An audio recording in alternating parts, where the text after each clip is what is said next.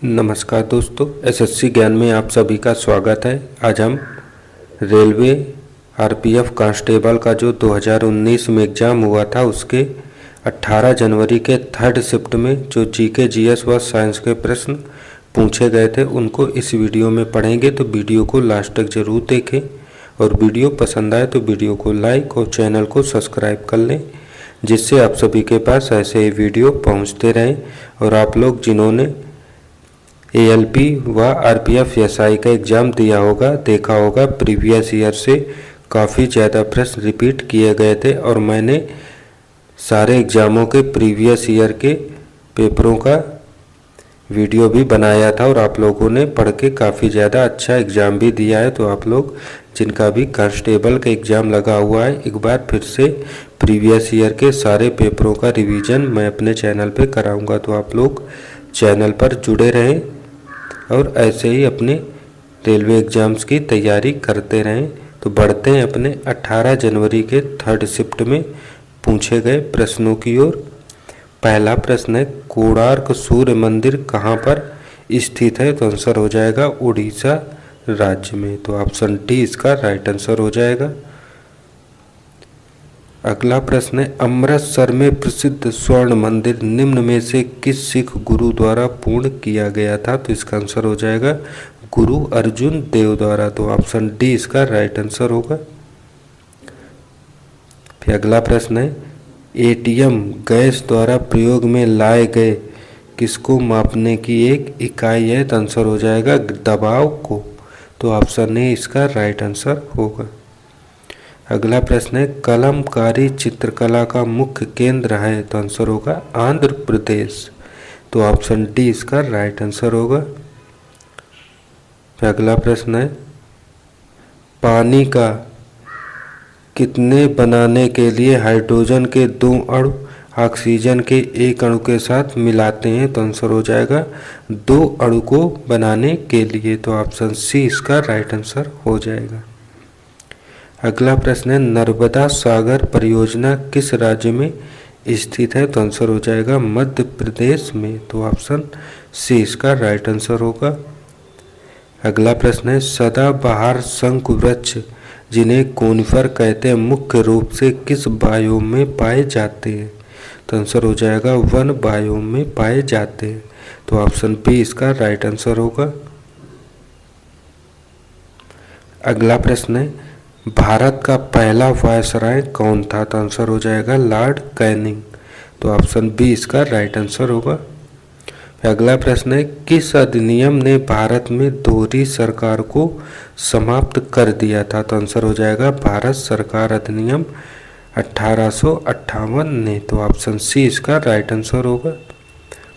अगला प्रश्न है, निम्न में से कौन सा तमिल साहित्य का महाकाव्य है? तो आंसर हो जाएगा शिल्पदिकारम। तो ऑप्शन ए इसका राइट आंसर होगा। अगला प्रश्न है, भारत में ईस्ट इंडिया कंपनी को नियंत्रित और विनियमित करने के लिए ब्रिटिश सरकार ने कौन सा अधिनियम लागू किया था? तो आंसर हो जाएगा रेगुलेटिंग एक्ट 1773। तो ऑप्शन बी इसका राइट आंसर होगा। अगला प्रश्न है, आयात पर लगे कर को क्या कहा जाता है? तो आंसर हो जाएगा टैरिफ। तो ऑप्शन ए इसका राइट आंसर होगा। अगला प्रश्न है, ऐसी प्रक्रिया जिसके द्वारा एक जीवित पौधे की कोशिका का ऑस्मोसिस के द्वारा पानी कम हो जाता है और सिकुड़ जाता है, उसे क्या कहा जाता है? तो आंसर होगा प्लाज्मोलिसिस। तो ऑप्शन ए इसका राइट आंसर होगा। अगला प्रश्न है, निम्न में से कौन सी दक्षिण अमेरिका की सबसे लंबी पर्वतीय श्रृंखला है? तो आंसर होगा एंडीज। तो ऑप्शन सी इसका राइट आंसर होगा।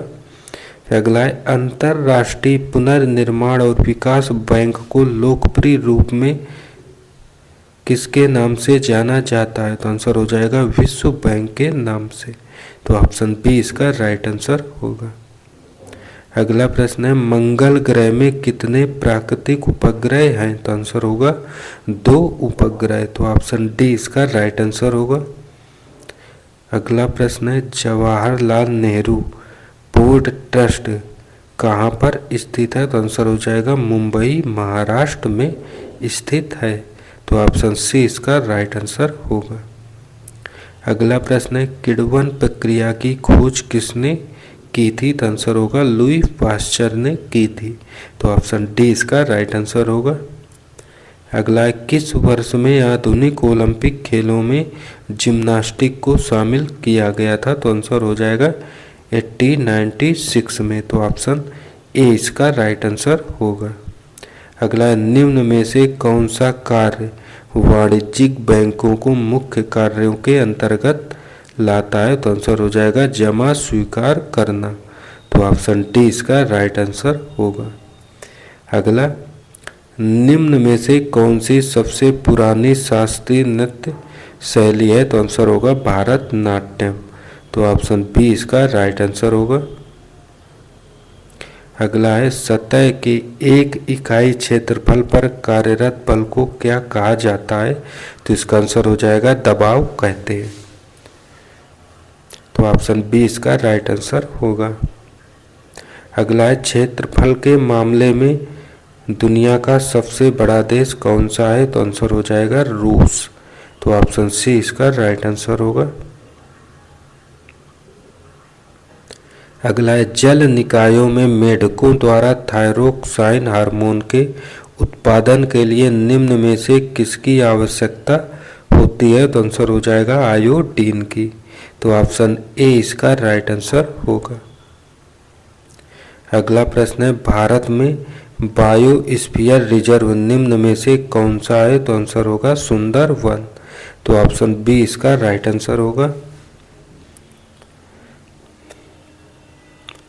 अगला प्रश्न है क्रिकेट में एलबीडब्ल्यू का पूरा अर्थ क्या होता है? तो आंसर होगा लेग बिफोर विकेट। तो ऑप्शन ए इसका राइट आंसर होगा।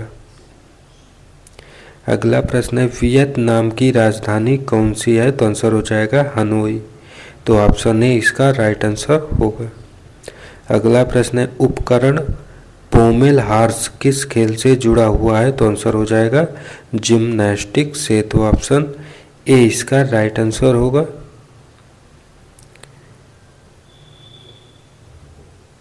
अगला प्रश्न है पानी के जहाज़ों और पनडुब्बियों को डिजाइन करने में निम्नलिखित में से किन नियमों सिद्धांतों का उपयोग किया जाता है? तो आंसर हो जाएगा आर्किमिडीज सिद्धांत का। तो ऑप्शन ए इसका राइट आंसर होगा। अगला प्रश्न है सबसे गरीब परिवारों को विकसित करने के लिए निम्न में से कौन सी योजना शुरू की गई है? तो आंसर हो जाएगा स्व सहायता समूह योजना। तो ऑप्शन बी इसका राइट आंसर होगा। अगला प्रश्न है पूर्व पश्चिम कॉरिडोर पोरबंदर को किससे जोड़ता है? तो आंसर हो जाएगा सिलचर से जोड़ता है। तो ऑप्शन डी इसका राइट आंसर होगा। अगला प्रश्न है किस देश में 2022 में राष्ट्रमंडल खेलों का आयोजन किया जाएगा? तो आंसर हो जाएगा इंग्लैंड देश में हुआ था। तो ऑप्शन बी इसका राइट आंसर होगा। अगला प्रश्न है शब्द श्वेतांबर किससे जुड़ा हुआ है? तो आंसर हो जाएगा जैन धर्म से। तो ऑप्शन बी इसका राइट आंसर होगा। अगला प्रश्न है प्रजातियां जो केवल कुछ विशेष क्षेत्रों में पाई जाती हैं जो आमतौर पर प्राकृतिक या भौगोलिक बाधाओं के कारण अलग थलग हो जाती हैं वो क्या कहलाती हैं? तो आंसर हो जाएगा स्थानिक प्रजातियां। तो ऑप्शन डी इसका राइट आंसर होगा। अगला प्रश्न है वॉलीबॉल खेल में स्पाइक को किसके नाम से जाना जाता है? तो आंसर हो जाएगा स्मैश के नाम से। तो ऑप्शन डी इसका राइट आंसर होगा। अगला प्रश्न है किसे भारत की आज़ादी का पहला युद्ध कहा जाता है? तो आंसर हो जाएगा सिपाही विद्रोह को। तो ऑप्शन ए इसका राइट आंसर होगा। अगला प्रश्न है दुनिया में चौथा सबसे बड़ा महाद्वीप कौन सा है? तो आंसर हो जाएगा दक्षिण अमेरिका महाद्वीप। तो ऑप्शन सी इसका राइट आंसर होगा।